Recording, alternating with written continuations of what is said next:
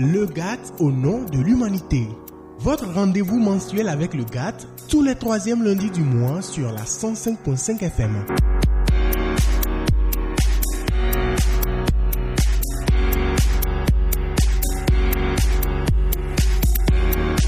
Les anciens boursiers de l'ambassade des États-Unis d'Amérique prennent rendez-vous avec nous sur Pyramide FM, le GATT au nom de l'humanité comme tous les troisièmes lundis du mois. Bonjour à tous et merci d'être à l'écoute. Le thème du jour, et il est bien éclaté, le GATT d'un projet à un autre. Nous faisons d'une part le bilan d'un projet clôturé. Il s'agit du projet AEIF Helping Hand Réhabilitation. Nous évoquons d'autre part le lancement de l'Alumni Month Impact 2023. Et puis nous finissons sur la promotion des droits à l'éducation et la créativité des femmes par le centre Aklalabatik. Un rendez-vous somme toute riche auquel vous pourrez participer par téléphone à partir de l'heure 45. Je me ferai le plaisir de vous rappeler les numéros pour nous joindre. À présent, nous accueillons nos premiers invités. Nous avons avec nous Donvide Noni Chantal.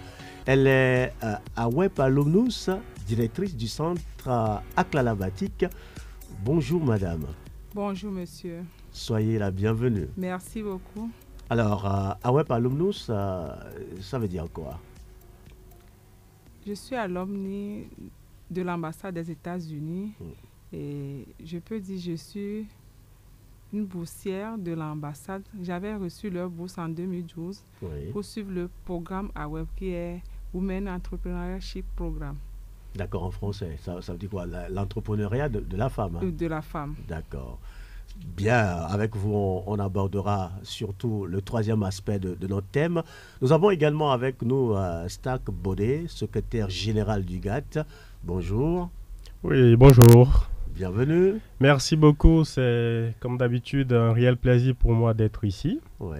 Et aujourd'hui, nous allons parler de nouveaux sujets qui nous tient beaucoup à cœur. Tout à fait. Et qui va permettre de mettre l'accent sur la continuité des actions de notre association. Tout à fait. Et c'est important pour nous tous d'ailleurs d'aller beaucoup plus à la découverte et à la connaissance de votre association qui regorge de véritables acteurs qui impactent le développement dans notre pays. Vous êtes AWEP Alumnus. Non, vous êtes MWF. Alors. Exactement, MWF pour Mandela Washington Fellow. Exactement. Voilà, donc ça veut dire que j'ai bénéficié du programme YALI. Le programme YALI est un programme qui a été initié, qui a été lancé par l'ancien président des États-Unis, M. Barack Obama, en 2014. Et il consiste à sélectionner les meilleurs jeunes entrepreneurs, jeunes professionnels africains, afin de les amener aux États-Unis pour suivre une formation d'une période d'1 à 2 mois. Tout à fait. Et revenir dans leur pays pour mettre en application ce qu'ils auront eu à acquérir là-bas comme connaissance. Ça marche. Voilà. Et puis notre troisième invité, le tableau, donc le plateau affiche complet, Apetol Ekbasakbo, trésorier général adjoint du GATT. Bonjour. Bonjour. Bienvenue. Merci. Vous êtes vous aussi MWF Alumnus. Yes. Oui, nous aimons présenter ces différentes bourses pour que les jeunes Togolais qui nous écoutent sachent à peu près qu'ils peuvent eux aussi prétendre à obtenir ces bourses et en profiter au maximum. Alors nous avons beaucoup de sujets dont nous allons parler aujourd'hui. 3 pour dire la chose beaucoup plus précisément. Alors le projet AEIF Helping Hand Réhabilitation est donc achevé, n'est-ce pas? Je crois qu'il y a eu un événement il y a de cela quelques semaines, une conférence de presse pour justement rendre compte de ce projet, de son aboutissement. Et alors ça, je le dis tout de suite, hein, c'est avec un pincement au cœur que j'apprends que ce projet est fini. Mais on va faire le bilan. Le bilan sur plusieurs aspects, monsieur Bassakbo. Alors, globalement, qu'est-ce que vous direz de ce projet qui a duré combien d'années aujourd'hui en tant que pilote? Je parle du GATT. Quel est le sentiment que vous avez après toutes ces années consacrées à travailler dans ce projet? D'abord, c'est un sentiment de fierté. Un sentiment de fierté parce que nous avons vu nos frères et sœurs qui étaient dans le regret, mais qui aujourd'hui ont encore de l'espoir. un sentiment de fierté parce que nous avons vu des jeunes qui n'avaient aucune ambition, mais qui aujourd'hui se disent « Ok, moi aussi je peux encore faire quelque chose. La prison, ce n'est pas la fin. Moi aussi je peux donner quelque chose à mon pays. » Donc voilà, c'est ça. C'est le grand sentiment. La prison, oui, ce n'est pas une fin en soi. Ça nous amène à vous demander de nous repréciser le contexte de ce projet. Quand on parle de Helping Hand réhabilitation, de quel projet s'agit-il concrètement? Voilà, Helping Hand Rehabilitation vient d'un autre projet qui est un projet de pro bono qui a aidé près d'une centaine de jeunes à sortir de la prison.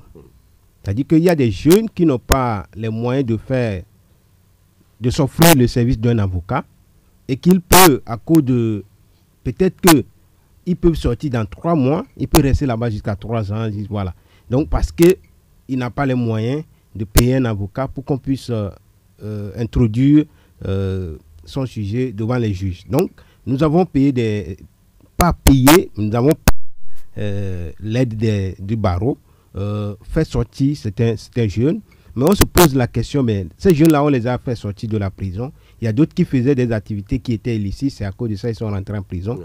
Mais si on les laisse, ils vont devenir quoi demain? Donc c'est pour ça que nous avons fait venir ce projet Helping Hand Rehabilitation, qui est un projet de réinsertion sociale, qui les a aidés sur le plan financier, sur le plan technique, sur le plan matériel, à faire quelque chose de concret dans la vie. Parfait. Alors, je crois que c'est clair. Je crois qu'on a eu déjà à parler de ce projet à 2 reprises dans cette émission. Oui. Vous comprenez pourquoi je dis c'est un pincement au cœur pour ce projet qui a permis à beaucoup de jeunes qui se retrouvaient en prison d'avoir la possibilité non seulement d'être libérés, mais d'avoir la possibilité d'être insérés dans la société, dans la vie professionnelle. Alors, justement, le bilan, on va l'établir sur plusieurs points. Le premier aspect sur lequel je voudrais vous entendre, c'est la mobilisation du barreau,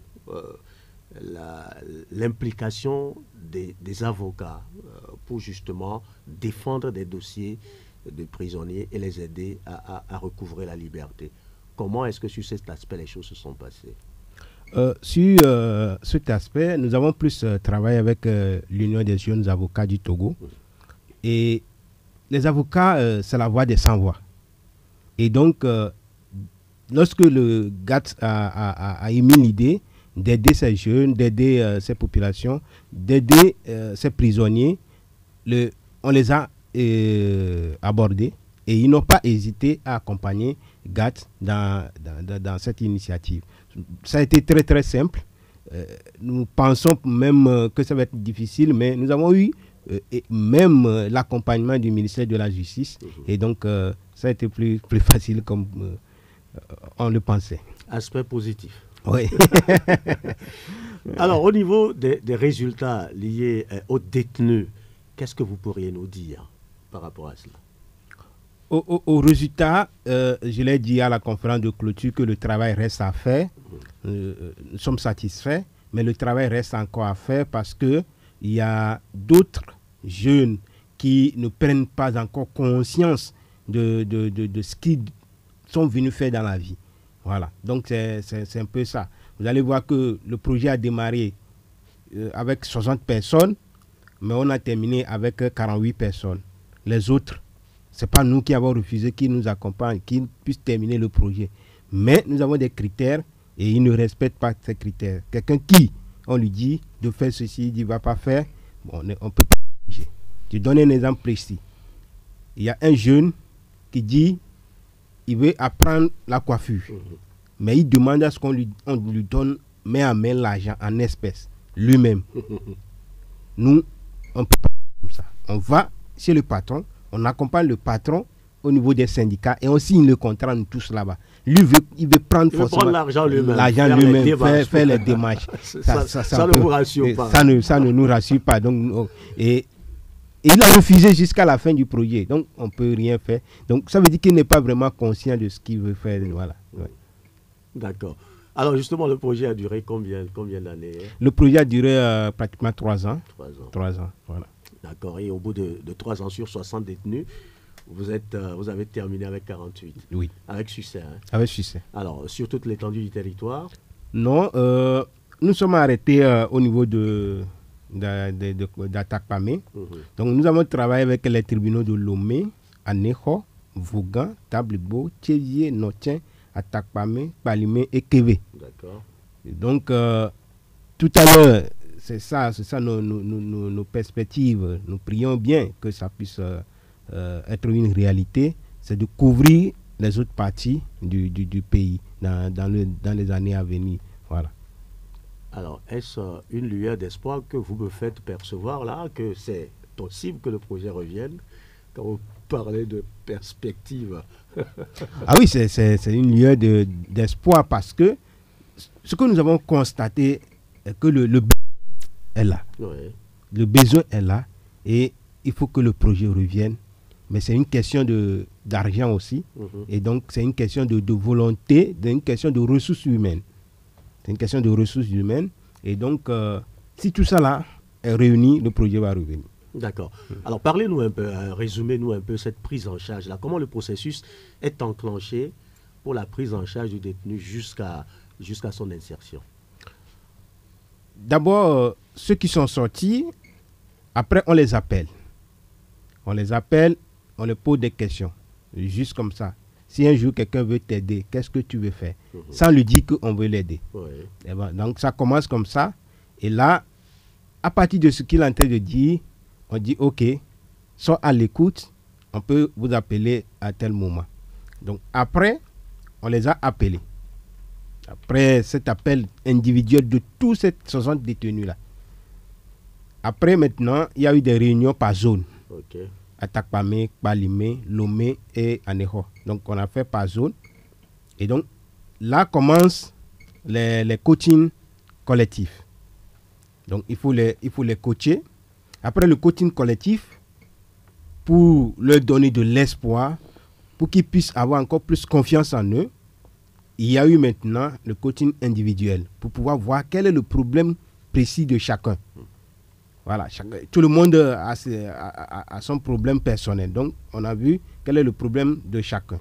Après, maintenant, l'étape de qu'est-ce que tu veux faire, quelle activité génératrice de revenus tu veux faire. Et donc, là, des gens veulent faire l'élevage, des gens veulent faire ceux qui veulent faire auto-école, devenir chauffeur, ceux qui veulent faire l'agriculture, ceux qui veulent vendre. Donc, on a fait par groupe. Et maintenant, après, on a fait des formations pour ceux qui veulent faire l'élevage. Après, il y a la formation pour ceux qui veulent faire des activités génératrices de revenus comme vente et tout ça là. On a fait des formations pratiques. C'est pour ça, en temps, ils disaient comme si on les trompait, qu'on ne va rien leur donner, que ça traîne trop, oui, pourquoi depuis là, oui. Mais nous cherchons quelque chose. Il ne suffit juste pas de donner l'argent comme ça, mais si on donne l'argent comme ça, ça ne va pas donner le fruit escompté. Donc, après maintenant ces formations techniques, là commence ce que chacun veut faire. Ceux qui veulent faire l'élevage, on trouve un expert en élevage qui va lui payer les animaux qu'il veut élever et là, il s'installe. Celui qui veut vendre, pour ceux qui veulent vendre, on a fait comme ceci. On trouve des microfinances, on dépose l'argent dans les microfinances et là, il va aller prendre une partie de l'argent pour commencer son activité et faire un peu ce que nous appelons par tontine. Là, tout l'argent ne doit pas sortir de la microfinance pour que ça puisse rester. C'est pourquoi le projet va finir, mais il faut qu'un jour puisse dire c'est le projet là qui m'a aidé à faire ceci. Voilà un peu comment était l'accompagnement. L'accompagnement, tout le processus. Oui. Et aujourd'hui, quand vous regardez ces détenus réinsérés dans la vie socio-professionnelle, quel est le bilan que vous pouvez dresser? Est-ce que c'est une réussite totale? Est-ce qu'ils sont vraiment à fond maintenant dans la vie active? Aucune œuvre humaine n'est parfaite, mais comme je l'ai dit, nous avons la satisfaction. Mais au côté jeune, ceux qui sont dans les... Nous avons de 19 ans jusqu'à soixantaine. Donc, sur tous les jeunes qui sont entre 19 ans, 30 ans, il y a encore du travail à faire. Okay. Il y a encore du travail à faire. Et tout ça là selon les zones. Il y a certaines zones qui sont vraiment très engagées. Si vous prenez la zone Agou-Palimé, très engagées, qui sont dans leurs activités, qui se mettent à fond dans leurs activités. Mais les zones Kévé, Aného, vous allez voir que c'est des jeunes qui ne sont pas vraiment très engagés, mais par nos formations, par nos accompagnements, ils ont quand même démarré. Tout le monde a démarré quelque chose. Et c'est ça, c'est là où nous sommes fiers. D'accord. Une chose est d'insérer des détenus qui ont commencé des activités.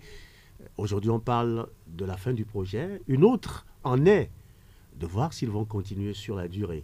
Est-ce que quand le projet est fini, vous les abandonnez à leur sort ou bien il y a quand même un mécanisme derrière tout ça après? Il y a un mécanisme derrière tout ça. Nous avons des points focaux.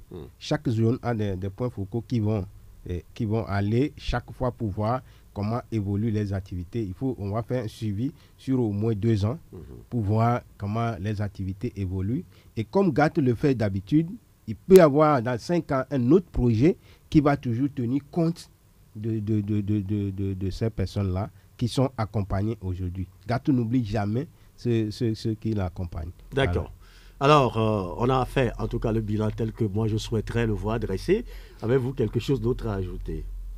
Quelque chose d'autre à ajouter Peut-être nous parler aussi des finances, parce que tout ça, ça doit mobiliser beaucoup d'argent. Vous êtes débrouillé comment? Vous avez trouvé les fonds où pour le faire? Est-ce que c'est aussi le manque d'argent qui vous pousse aujourd'hui à mettre fin au projet? Oui, comme tout projet, il y a un début, il y a une fin. Mais il y a question d'argent aussi. D'accord. Et vous demandez c'est où on trouve les fonds. Nous le disons toujours, notre premier partenaire, c'est le département d'État américain.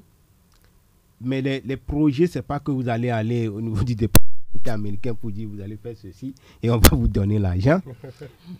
On poursuit à des projets qui est généralement dans le monde entier. C'est-à-dire que vous êtes tous des jeunes africains qui ont participé à des projets. Ce n'est pas seulement les Togolais qui vont, mais ces projets-là sont là où vous devez postuler. C'est un challenge. Avec votre projet, défendre votre projet et on va trouver que votre projet est très meilleur et qu'on vous accompagne. Voilà, c'est un peu ça. Et l'autre, c'est les membres du GAT. L'autre partie de fonds, c'est les membres du GAT qui, avec leur contribution, participent à la réalisation des projets. D'accord. Oui. Et c'est pour cela, nous demandons toujours, la bonne volonté peut toujours venir aider GAT à aider les autres. D'accord. La bonne volonté, si vous êtes à l'écoute, l'appel est lancé. Alors bien évidemment, je voudrais écouter en tout cas le regard de Madame Chantal, en tant que, ancienne boursière de l'ambassade des États-Unis, membre du GAT, par rapport à ce projet de réinsertion des anciens détenus. Quel est vous le sentiment que vous avez par rapport à ça? Tout ce que vous avez accompli notamment à travers ce projet. Je peux dire que ce projet a changé beaucoup de choses. Au niveau de Palimé, les détenus qu'on a essayé d'aider à vraiment créer leur propre activité, vraiment jusqu'au jour d'aujourd'hui, je suis tellement fière parce que de temps en temps, je les appelle pour voir comment le projet évolue. Vous êtes un point focal là-bas à Tapamé. À Palimé, autant pour moi. Donc, je vois vraiment que ça a changé beaucoup de choses dans leur vie. Parfait. D'accord, on va aller enclencher sur le deuxième point de notre émission. C'est le mois des anciens boursiers, ou j'aurais bien traduire la chose en français, je ne sais pas si je vais y arriver correctement. Le mois des anciens boursiers ou des boursiers. Oui, c'est bien ça. Nous l'appelons communément le AMI, le Alumni Month Impact, le mois des anciens alumni. D'accord. Donc, ce qu'il faut savoir là-dessus, c'est que c'est un événement annuel qui est fait chaque année sur différents thèmes. Voilà. Donc, pour le compte de cette année 2023, malheureusement, pour des questions de logistique et d'organisation, notamment avec l'occupation du projet qui vient de clôturer, le projet de réinsertion, nous n'avons pas pu exécuter le projet AMI 2023. D'accord. Donc, voilà. Après, vous faites comme la Coupe d'Afrique des Nations. Donc, le projet sera exécuté. Le projet sera exécuté à partir du mois de janvier 2024. Voilà. Donc, juste pour en parler, pour que les gens sachent de quoi il s'agit. Oui, mais avant toute chose, dites-nous, pourquoi un mois des anciens boursiers de l'ambassade des États-Unis? Ah oui, ça c'est une très bonne question. Ce qu'il faut comprendre, c'est que l'ambassade des États-Unis a plusieurs programmes. Ils ont une multitude de bourses. Ouais. Et donc, les Togolais qui y participent, souvent, ils y participent de façon individuelle, un peu dispersée, vous voyez. Donc, une fois qu'ils ont terminé leur formation et qu'ils reviennent au pays, ils n'arrivent pas à rencontrer d'autres boursiers du même programme ou bien d'autres programmes de l'ambassade des États-Unis. Donc, c'est donc pour cela, d'ailleurs, que le GATT a été créé afin de les rassembler, afin que toutes les personnes, peu importe leur région, peu importe le programme auquel ils ont participé, qu'ils puissent rencontrer d'autres fellows, donc d'autres anciens boursiers également. Et donc, le mois des alumni, il a été créé afin de renforcer les liens entre tous les anciens boursiers de ces programmes-là. C'est là son origine et son véritable objectif, de renforcer les liens et afin de permettre une meilleure collaboration sur le plan professionnel qui va bien entendu contribuer à la réalisation de nos objectifs associatifs. Et si on veut dire la chose autrement, c'est de coaliser un peu des compétences des anciens boursiers, ceux qui ont bénéficié de programmes de l'ambassade des États-Unis. D'accord. Alors vous nous disiez à l'instant que chaque mois avec son thème, quel est le thème que vous retenez pour l'édition 2023? Voilà, pour l'édition 2023, nous avons retenu le thème de la paix et sécurité. Voilà. Donc, cette fois-ci, nous allons mettre l'accent sur la collaboration entre les civils et les forces de police pour permettre de créer un cadre beaucoup plus sécurisé et convivial pour toute la population. Ah oui, ça c'est un sujet de tous les instants, on en parle tout le temps. Quel est le rapport qu'il y a entre les forces de l'ordre et les citoyens? Et justement, autour de cette thématique-là, plusieurs activités seront mises en place. Qu'est-ce qui sera fait concrètement durant ce mois des alumni? Voilà, donc tout d'abord, ce qu'il faut savoir, c'est que le mois des alumni, il va avoir lieu à différents endroits. D'accord. Donc, il va se réaliser premièrement dans la région des Plateaux, à Palimé. Ensuite, il va monter au niveau de la région de l'Akara, aller jusque dans les savanes, pour maintenant revenir et terminer à Lomé, dans la région maritime. D'accord. Mais ce sera exactement les mêmes activités qui vont se dérouler. Ça sera donc une semaine entière, une semaine d'exposition, de conférences et d'ateliers de formation sur le thème de la paix et de la sécurité associé à un côté culturel. Donc, concrètement, ça va se traduire par une série d'expositions. Il y aura donc des stands où les gens vont exposer leurs différentes œuvres artistiques, voilà, et qui vont refléter donc la façon dont ils utilisent leur talent artistique pour promouvoir la paix et la sécurité au Togo.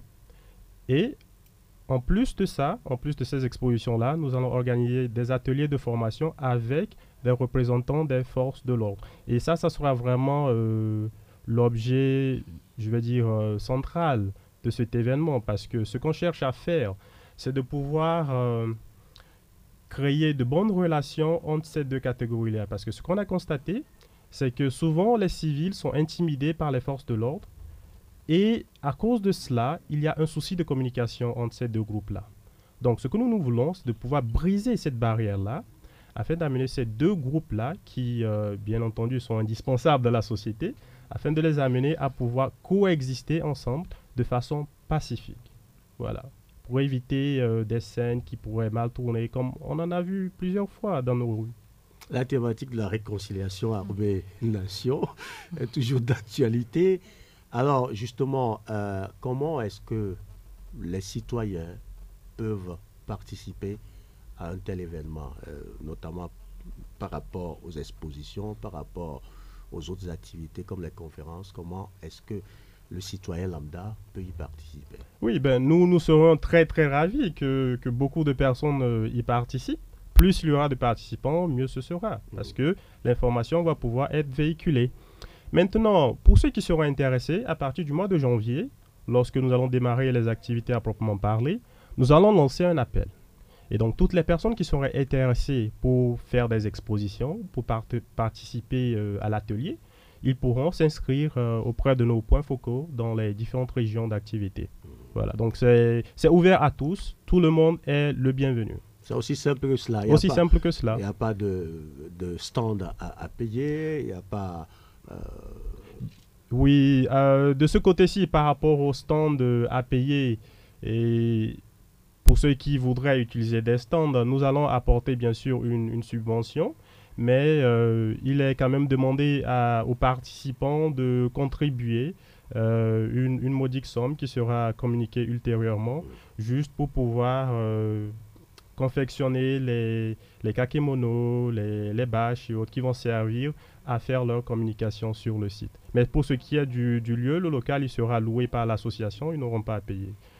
D'accord, ça marche. Alors, en tant qu'organisateur d'un tel événement, qu'est-ce que vous souhaiterez voir les Togolais exposer lors de ces semaines-là, de ces semaines des anciens boursiers de l'ambassade des États-Unis? Quels sont les produits, les services, les compétences, les richesses que vous voulez voir exposées?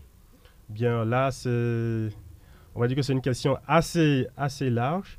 Mais pour aller droit au but, nous voyons bien des expositions de création de designers africains, de bandes dessinées, de vidéos d'animation, ce genre de choses-là. Voilà, peut-être de poèmes, de romans, de cabinets peut-être de consultance. Voilà, c'est ce genre de choses-là que nous espérons vraiment voir à l'œuvre lors de ce événement.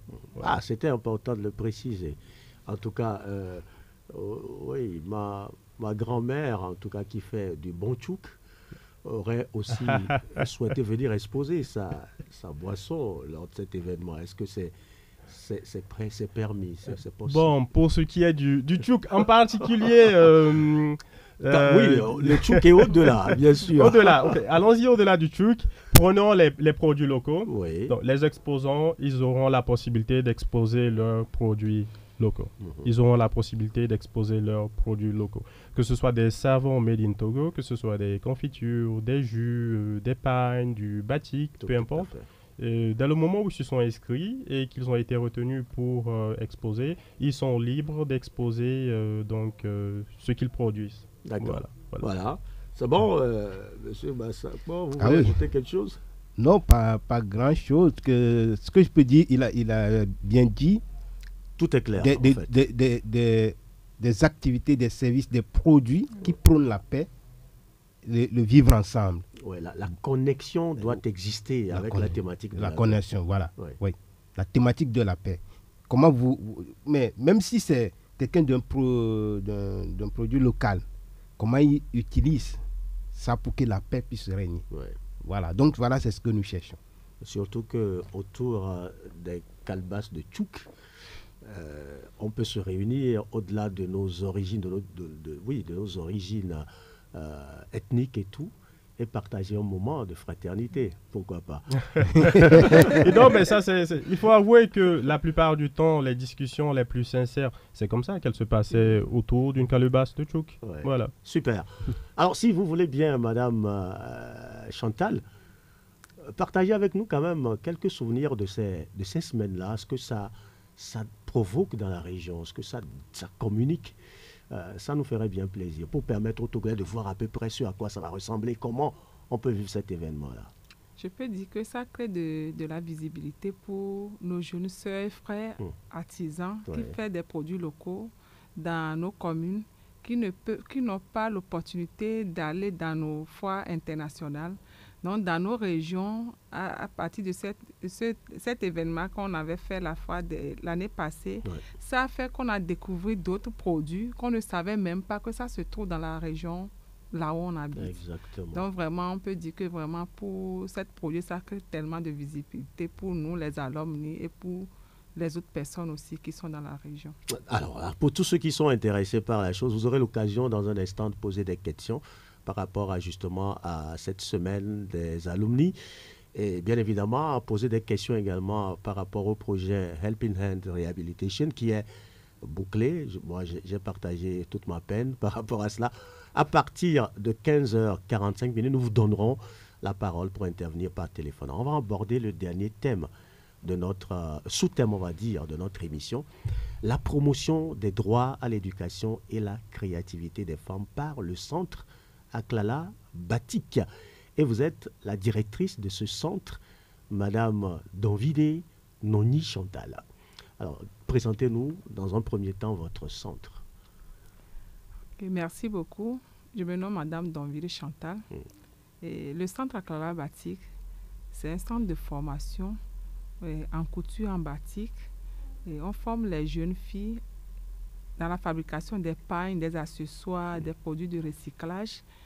Et on fait l'orientation professionnelle à ces jeunes filles aussi. Donc, on ne peut pas dire que toutes les jeunes filles qu'on accueille, c'est ces jeunes filles qui sont formées au centre, on les oriente dans d'autres secteurs d'activité.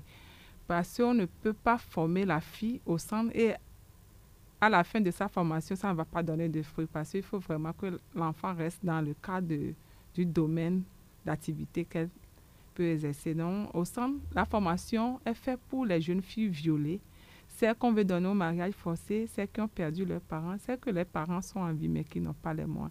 On les forme gratuitement et la prise en charge est faite par le centre Aklala Batik. Les filles qui sont venues un peu loin du Togo, de la ville de Palimé, du Nord, un peu partout au Togo, sont logées au centre. Et les filles violées aussi sont accompagnées par un psychologue parce qu'il y a des cours de développement personnel.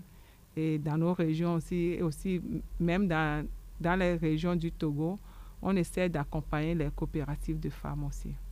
Alors, c'est en tout cas un travail louable que vous faites là-bas à Palimé, à travers ce centre. Et ça dure depuis combien d'années déjà? J'ai commencé cette activité en 2000, mais le centre est créé en 2017. Le centre est créé en 2017. Et il a été inauguré, je crois, il y a eu une activité en tout cas le 8 décembre dernier. Le 8 décembre dernier, on a inauguré la maison Aklala Batik qui est dédiée aux jeunes filles qui sont venues un peu loin de Palimé et surtout les filles qu'on a violées ou bien les filles qui ont perdu leurs parents pour pouvoir habiter au centre pour éviter de faire des longues distances de parcours avant de venir suivre la formation, pour leur sécurité aussi. D'accord. Alors justement, vous êtes au cœur d'une tragédie de nos sociétés, des filles violées. En quelques mots, parlez-nous un peu de ces jeunes filles-là, ce qu'elles vivent après justement avoir été victimes d'une telle pratique. Après avoir été victimes d'une telle pratique, les filles n'ont plus confiance à personne. Donc, il faut vraiment les aider à avoir confiance à eux-mêmes pour voir que ce n'est pas la fin de leur vie. Eux aussi peuvent vraiment réussir leur vie. Donc, on les accompagne. Il y a un psychologue qui les accompagne. On fait des cours de développement personnel et on les laisse vivre en famille. On essaie de vraiment laisser l'enfant à pouvoir... on laisse l'enfant vraiment à pouvoir vivre au centre comme dans sa famille personnelle et lui démontrer un amour profond pour lui dire que vraiment vous êtes utile pour la société. Donc ça fait que l'enfant, sa confiance est élevée et cet enfant peut apprendre un métier aussi pour pouvoir être utile pour le développement du pays. Alors au-delà de la prise en charge psychologique et des formations en développement personnel, quelle autre activité vous menez avec ces jeunes filles-là? Ces jeunes filles, si la fille peut être formée en couture, en batik ou bien dans d'autres secteurs d'activité, on essaie de l'orienter, on l'accompagne et à la fin de la formation, on achète des kits d'installation pour l'aider à s'installer. C'est comme ça que ça se passe. Alors justement, vous avez justement bénéficié aussi d'une bourse de l'ambassade des États-Unis qui aujourd'hui vous permet de pouvoir mener ces activités-là avec autant de compétences et autant de mérite. Dites-nous en quoi justement cette bourse vous a beaucoup aidé à réussir dans ce domaine-là. Je peux dire que ça m'a aidé à pouvoir mieux jouer mon rôle de leader, leader aussi. Et ça m'a aussi aidé à pouvoir apprendre quelque chose aux États-Unis et pouvoir revenir et aider nos jeunes sœurs et nos jeunes femmes et mamans qui sont dans la communauté à savoir que nous aussi, on peut développer quelque chose vraiment compétent dans notre pays pour pouvoir donner de la visibilité et les gens et pouvoir amener les gens à savoir que ce n'est pas seulement à l'international qu'on peut trouver des choses vraiment bonnes. Non, il y a des choses aussi au pays qu'on peut développer. Par exemple, nous, on coud des habits, des accessoires, et des prêt-à-porter et puis on exporte vers les États-Unis. Et on profite au même moment du programme AGOA et qui nous aide vraiment à exporter nos produits à Fritas Touané. D'accord, ça c'est quand même assez intéressant. Alors, quand vous regardez un peu dans le rétroviseur aujourd'hui, qu'est-ce qui fait votre plus grande satisfaction à travers toutes les œuvres que vous avez accomplies avec ce centre? Qu'est-ce qui fait votre plus grande satisfaction? C'est la réussite de ces jeunes filles. La réussite. Vous avez quelques exemples à partager avec nous de ces jeunes filles-là qui ont pu, en tout cas, réussir à travers votre centre? Je peux dire qu'à Sokodé, il y a une fille handicapée qui a été formée au centre Accra Batik. Et quand on avait reçu le financement de l'ambassade des États-Unis, c'est cette fille qui a formé d'autres femmes au nord. Et aujourd'hui, la fille là que ses parents ont donnée à un mariage forcé et l'enfant pensait que c'est la fin de sa vie, a vraiment réussi sa vie et elle a son entreprise, elle a sa boutique. Elle travaille même auprès de Alafia des fois. Alafia la sollicite pour venir travailler avec eux et travaille pour aider d'autres femmes là-bas et revenir dans son propre entreprise. Donc, il y a plusieurs exemples que je peux donner. Donc, il y a plein de filles qui ont réussi leur vie aujourd'hui. Je suis tellement fière. Bravo. Alors, il y en a d'autres qui sont peut-être dans le cas, qui ne savaient pas qu'un tel centre existe. Est-ce qu'aujourd'hui, vous êtes suffisamment, vous avez les bras suffisamment larges, suffisamment ouverts pour accueillir toutes ces victimes que le Togo pourrait regorger? On ne peut pas accueillir tout, mais quand même, je peux dire qu'il y a plein d'associations et nous aussi, on peut prendre certaines parties de ces jeunes filles. Présentement, on a 28 filles au centre. Okay. On a 28 filles au centre et aussi on les aide aussi à être installées dans d'autres entreprises, dans d'autres ateliers et on essaie de les accompagner là où elles sont. D'accord, mais vous n'avez pas, en tout cas, vocation à les accueillir, à les interner toutes. Hein? On ne peut pas interner tout, mais quand même, si quelqu'un vient acheter les produits d'Accra Batik, cette personne aussi contribue à pouvoir accueillir d'autres filles au centre. Les produits d'Accra Batik, on les achète et on contribue de notre façon à soutenir ce centre. Alors, faites-nous un peu l'inventaire des produits que vous fabriquez au niveau d'Accra Batik. On a des sacs, des pagnes, des accessoires de maison et on a des habits qu'on fait sur mesure. Donc même à côté, en face sur la route de comment on dit?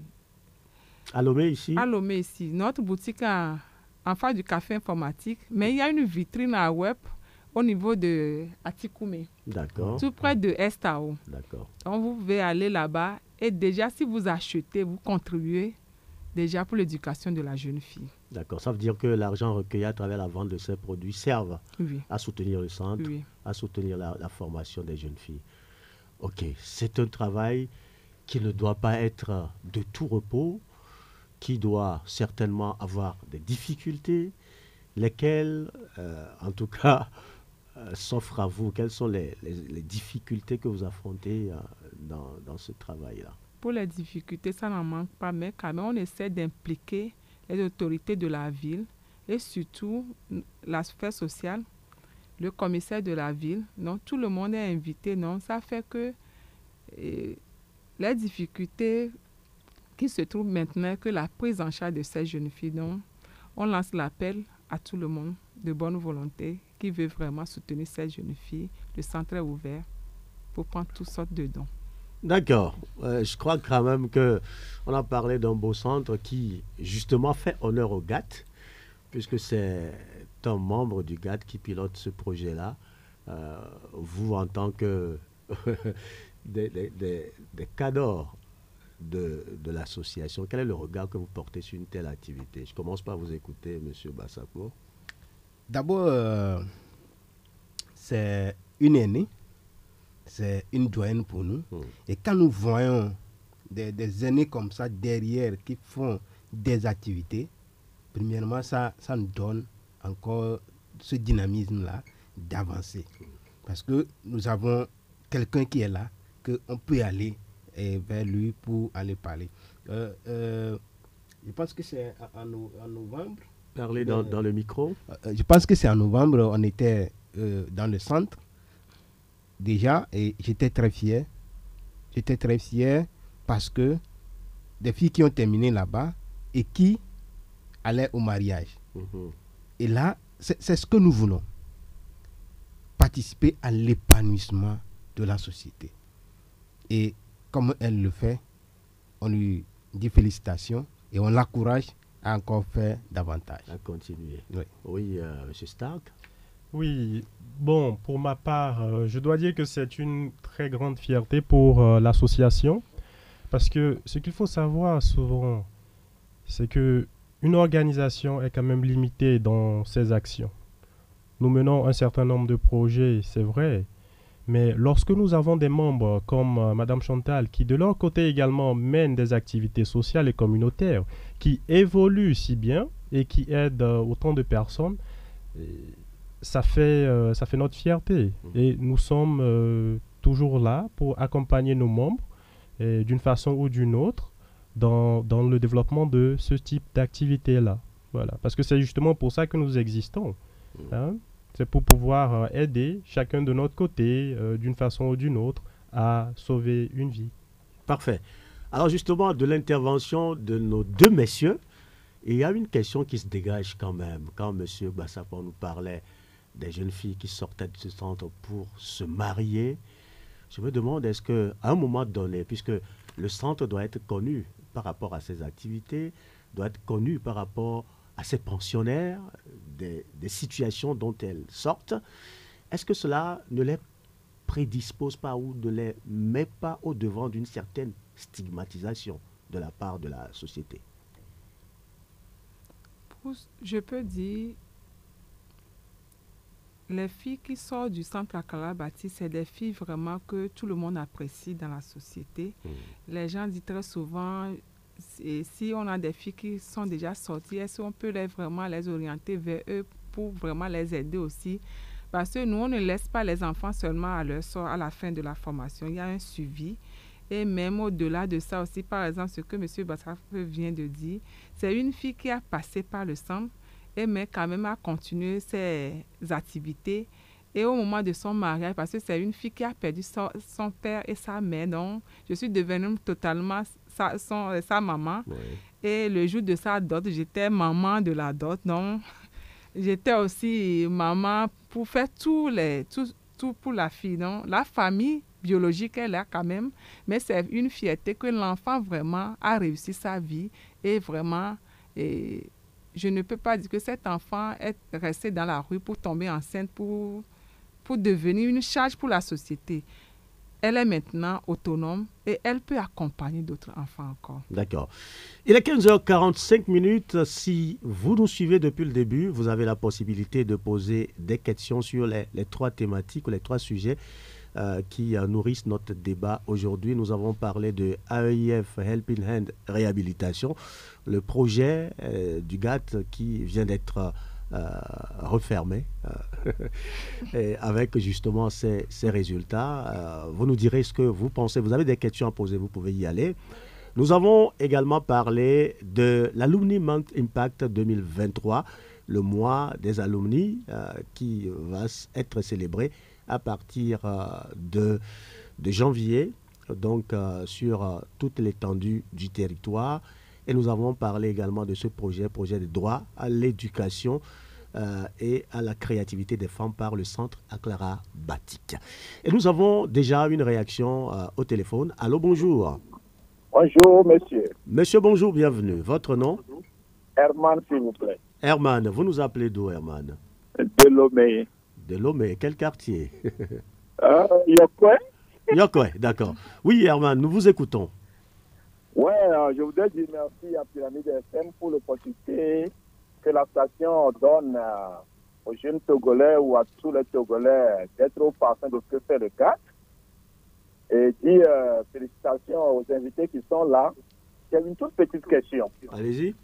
Par le passé, lors du mois des alums que le GATT organise, c'est toujours couplé de dons de sang pour inciter aussi la population à donner du sang, à démystifier un peu le don de sang. Ouais.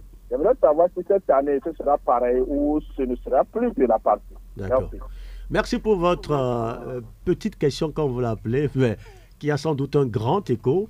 La question vous est adressée. Est-ce que le mois de l'alumni, cette année, sera couplé d'opérations de don de sang? Oui, bon, juste pour répondre brièvement, oui, ça sera également organisé, puisque c'est une coutume. Et les participants, ils auront l'occasion, pour les volontaires bien sûr, et les personnes en bonne santé, d'effectuer un don de sang. Voilà. D'accord. Donc, je crois que nous avons donc la réponse à M. Herman. Sans doute que c'est un habitué qui aime donner du sang pour sauver la vie. Pour sauver la vie. Alors justement, on va continuer en attendant d'autres réactions au téléphone. Continuez par... C'est la perche qui est bien tendue. Hein. Continuez par parler de ce mois de... Oui, d'accord. Je pense que pour cet événement qui va démarrer en janvier, il sera encore plus grandiose que les précédents. Il sera beaucoup plus grandiose que les précédents parce que nous envisageons de faire également des représentations théâtrales qui vont tourner autour de notre thème. Donc, comme nous l'avons dit précédemment, pour les personnes qui seraient intéressées, une fois que nous allons lancer l'appel pour les participants, s'il y a des jeunes qui ont des troupes musicales, des troupes théâtrales, ils sont les bienvenus. Ils sont les bienvenus pour s'inscrire parce que nous voulons vraiment mettre en avant ce côté culturel, voilà, qui contribue à la réconciliation. Et également à prévenir les actions extrémistes. Voilà, éviter que les jeunes ne soient, comment le dire, ne soient embarqués dans les mouvements terroristes que nous voyons actuellement et qui sont en train de se répandre. D'accord. Alors, si je comprends bien, toutes les troupes, tous les jeunes qui aimeraient en tout cas prester ou faire des représentations théâtrales devraient proposer des œuvres, des sketchs qui portent sur le thème. Exactement, c'est bien ça, c'est bien ça. Ils pourront proposer, ils sont libres, c'est leur travail, c'est leur troupe, c'est leurs œuvres, ils sont libres de proposer ce qu'ils veulent, tant que ça cadre dans notre thème, nous ferons une sélection et puis on les invitera à prester. Voilà, donc si vous nous écoutez, c'est également une occasion pour vous de vous faire connaître parce que c'est quand même un événement qui a beaucoup d'écho et ça permettra de vous mettre en valeur, de vous faire une petite publicité si cela vous intéresse. D'accord. Alors justement, donc, je crois quand même que où on le fait tout de suite pour ceux qui souhaiteraient justement avoir plus d'informations après cette émission, il y aura sans doute des adresses à joindre pour avoir suffisamment d'informations par rapport à cela. Oui, bien sûr. Donc, pour plus d'informations, vous pouvez nous contacter par téléphone, par message ou par WhatsApp sur le 92 07 33 46. Je répète, 92 07 33 46. Ou encore nous envoyer un email à l'adresse gatnetwork@gmail.com. GAT, c'est G2ATNETWORK@gmail.com. Parfait. Et vous serez au contact pour avoir suffisamment d'informations sur cet événement. Je crois savoir aussi que ça démarre en janvier, mais on parle justement du mois. Ah oui, ça démarre en janvier, mais ça finit vers avril. Exactement, c'est là que c'est quand même intéressant. On parle du mois des alumni, mais vu qu'il y a beaucoup d'alumni et beaucoup de régions, on célèbre un mois dans chaque région.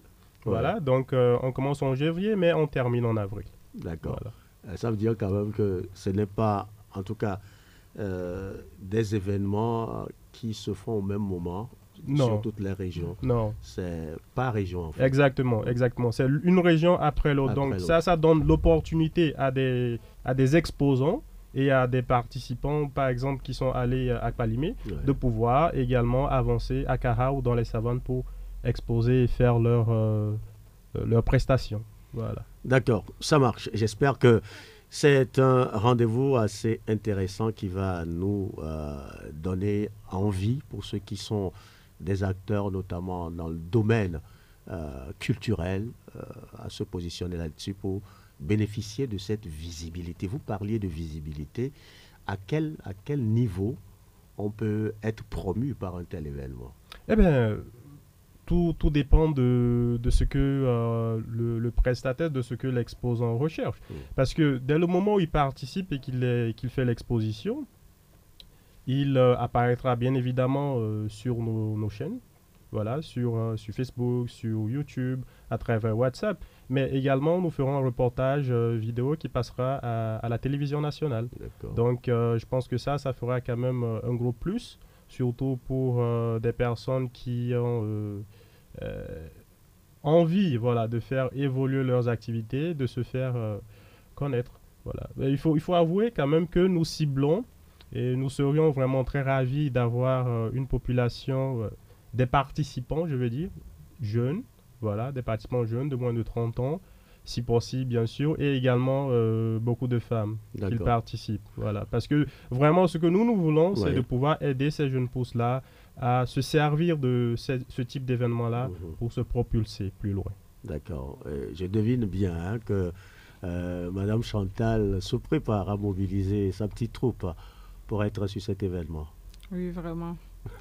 Et les filles qui ont terminé au centre Akala Bati, qui sont sur l'étendue du territoire, on va essayer de les mobiliser à pouvoir participer à cet événement pour créer la visibilité. Parce que notre souhait que il y aura plus de centres Akala Bati sur l'étendue du territoire. Et je pense que les enfants sortants peuvent avoir d'autres centres qui seraient plus grands que ce qu'on a à Kpalimé. L'ambition est grande et cela a besoin d'être soutenu. Et on espère qu'il y a des âmes sensibles qui écoutent ce message de cœur. On va finir avec le trésorier général adjoint qui va nous dire un mot de la fin par rapport à tout ce que nous avons dit durant cette émission. À tout ce que nous avons dit. D'abord, merci à la radio qui nous accueille régulièrement. C'est toujours un plaisir. Et du projet MDAO au projet Happy Hand Rehabilitation. Donc, par rapport aux ex-prisonniers, d'abord la population, il faut que nous considérons ces personnes-là, ils sont toujours nos frères et sœurs. Et ces personnes-là, de se dire, ce n'est pas la fin. Moi aussi, je peux encore devenir quelqu'un dans la société. Si Nelson Mandela fait 27 ans en prison et devenir président, ce n'est pas toi, tes 3 mois que tu as fait là-bas qui va t'empêcher de devenir quelqu'un. Par rapport au projet AMI, c'est un projet d'impact. Les alumni font des activités d'impact. C'est un projet d'impact et que les jeunes soient à l'écoute. Déjà, ils peuvent enregistrer ces contacts et écrire pour qu'ils puissent participer. Nous voulons que les jeunes puissent participer au développement du pays. Nous sommes les jeunes de notre pays. C'est à nous de construire notre pays. Et par rapport à Akala Batik fait un très grand travail. Aidons-le, achetons les produits pour contribuer à ce qu'on puisse former les jeunes filles de notre pays. Est-ce qu'on peut avoir une meilleure conclusion à cette émission? Il a fait le point parfait. Merci à vous tous d'être là, d'avoir passé ce moment avec nous à Pétol Ekbasakpo, trésorier général du GAT, Madame Donvide Chantal, qui est la directrice du centre Akala Batik, et puis Stark Bodé, secrétaire général du GAT. Oui, si vous permettez, juste avant qu'on ne se sépare, j'aimerais passer un message à nos auditeurs. Oui. Donc, à l'occasion de ce mois des alumni qui va se dérouler de janvier à avril, nous lançons un appel à sponsors. On lance un appel aux sponsors, à toute personne qui voudrait bien contribuer financièrement ou bien juste en nature par des services, voilà, à la réalisation de ce projet-là, de nous contacter au numéro que nous avons indiqué. Laissez tout à l'heure. Voilà. D'accord. Merci, c'était aussi important de glisser cela. Merci de nous avoir suivis. Merci à Romaric Freitas pour la mise en onde. Le GATT vous retrouve dans un mois. À très très bientôt.